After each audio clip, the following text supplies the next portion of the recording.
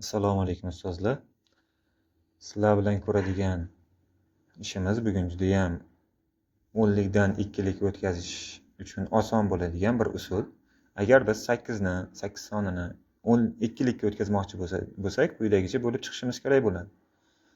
Va bu yerda mana 8 soni ikkilikda mingni anglatyapti. Va bu yerda jadvalda qanday qilib foydalanasiz? 8 ni o'zi bor sonni o'ziga 1 ni qo'yasiz, yo'qlariga 0 ni qo'yib chiqasiz. Endi qolgan usullarda qanday qilamiz? Masalan, qolgan sonlarda 13 ni oladigan bo'lsak, 13 ni hosil qilish uchun nima qilamiz? 13 degani bu 8 ni, 4 ni va 1 ni yig'indisi hisoblanadi. Nimaga aynan 8, 4, 1 olinyapti? Chunki bular 2 ning darajasi. Masalan, 2 ning 0-chisi bu 1. Mana shunday bo'lyapti.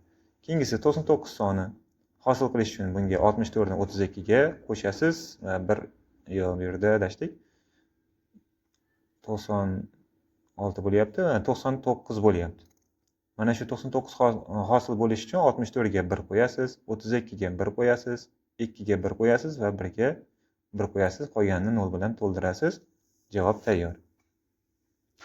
Faqat 2 ning darajalari sifatida hisoblashingiz kerak bo'ladi. Endi 117 ni hosil qilish uchun nima qilinadi? 64 ga 32 ni qo'shadigan bo'lsak 96, yana 117 ga 17 bo'lish uchun necha yetmaydi? 16 ni qo'shadigan bo'lsak 96 ga 112 bo'ladi. 117 ga teng bo'lishi uchun yana 2 ning n'chi darajalaridan birini qo'shishimiz kerak.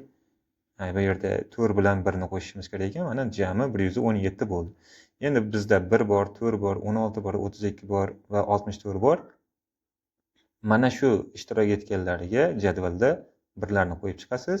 Ishtirok etmaganlariga esa 0 larni joylab qo'yasiz va masala hal. O'nlikdan ikkilikka o'tdik. Keyingi masalan kattaroq sonlar bo'ladigan bo'lsa 127 ni hosil qilishimiz uchun biz nima qilishimiz kerak? E'tibor bering, 128 dan keyingi sonlarning barchasini qo'shib chiqadigan bo'lsangiz 127 bo'ladi. Yoki 64 dan keyingi sonlarning barchasini hisoblab chiqadigan bo'lsangiz, bu 63 ga teng bo'ladi.